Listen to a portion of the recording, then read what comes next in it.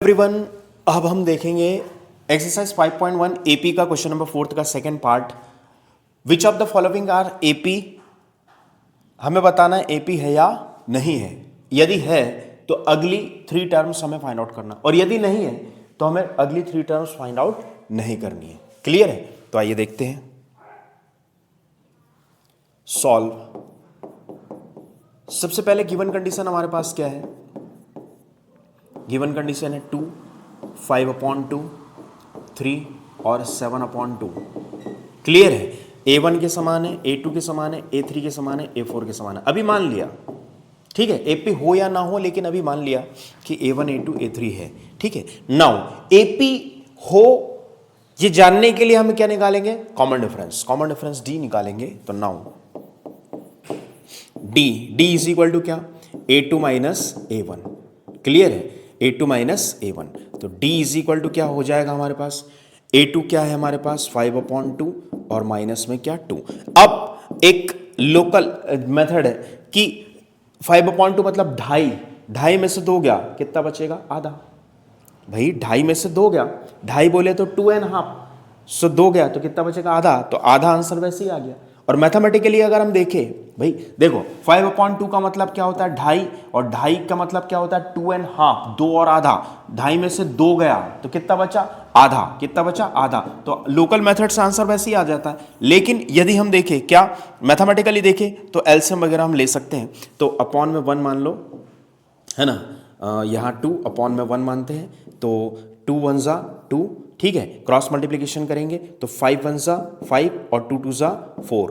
Clear है? Denominator में different quantity है तो क्या 2 1 जा 2 एलसीएम आ जाएगा, क्रॉस मल्टीप्लिकेशन 5 1 जा 5 और 2 2 जा 4।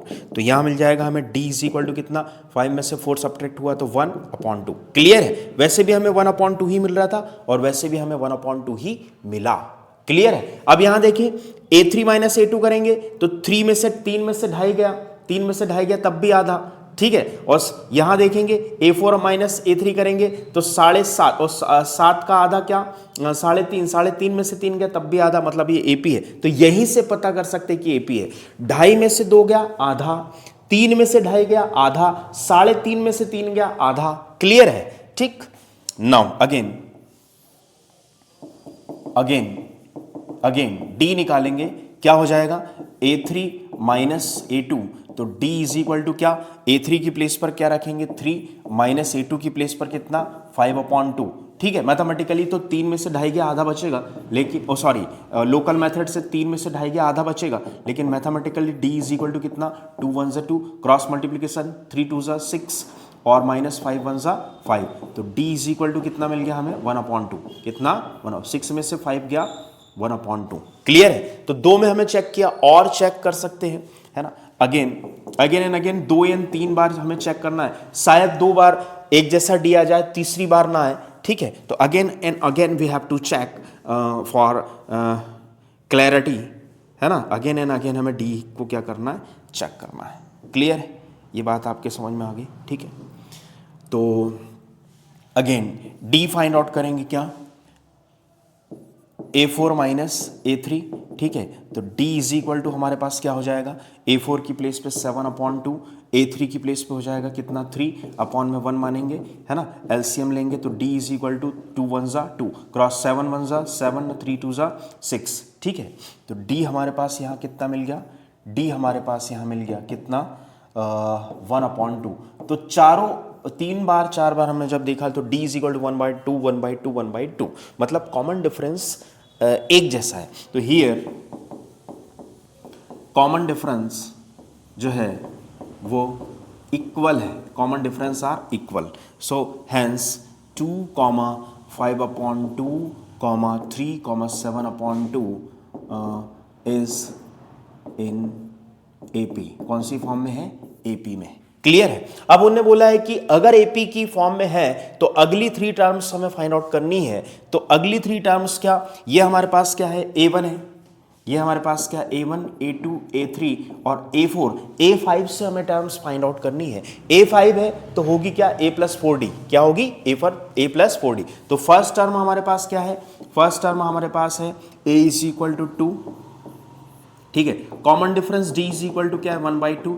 अगर हमें फर्स्ट टर्म में कॉमन डिफरेंस पता है तो हम AP की कोई भी टर्म फाइंड आउट कर सकते हैं। तो A5 होता क्या है बोलो, A + 4D, उससे एक कम, ठीक है। तो A5 इज इक्वल टू क्या हो जाएगा, A2 है 4 इंटू कॉमन डिफरेंस कितना 1/2, 2 से ये 2 टाइम्स कैंसिल हो जाएगा, तो A5 इज इक्वल टू कितना हो जाएगा हमारे पास 4। A5 कितना हो जाएगा 4।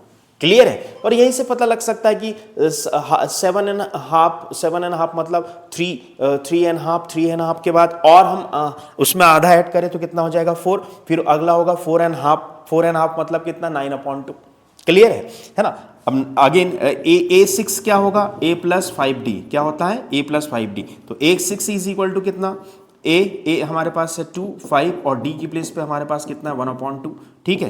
तो क्या A6 इज इक्वल टू कितना 2, 5/2 हो जाएगा, 5 1 से 5/2, ठीक है। तो A6 इज इक्वल टू कितना, एलसीएम लेंगे 2 और क्रॉस 2 2 4 और 5 1 5, एलसीएम लिया 2 1 2 और 2 2 4 5 1 5, तो A6 हमारे पास आ जाएगा कितना 9/2, कितना 9/2। क्लियर है। ये दूसरी टर्म फाइंड आउट कर ली हमने, fifth and six, 3 term find out करना मोर। लास्ट क्या हो जाएगा A7 इज इक्वल टू क्या होता है A + 6D, ठीक है। तो A7 is equal to A + 6D की प्लेस पे 1/2 और A की प्लेस पे क्या रखेंगे, A की प्लेस पर रखेंगे हम कितना 2, A की प्लेस पर कितना 2, ठीक है। तो A7 इज इक्वल टू 2 कितने बार कट जाएगा 3 टाइम्स, ठीक है, ठीक है। तो कितना आ जाएगा 2 + 3, तो A7 कितना 5। क्लियर है, A7 कितना 5। तो ये अगली 3 टर्म्स हो गई, अगली 3 टर्म्स हो गई, ठीक है। 7.5 देन 4 देन 5 9.5 देन 5 देन 5 से ज़्यादा बड़ा तो मतलब 5.5 मतलब कितना 11/2।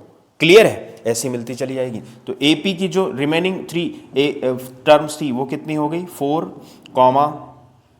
कितना 9.5, 5। क्लियर है, ये हो गई उसकी टर्म्स। क्लियर।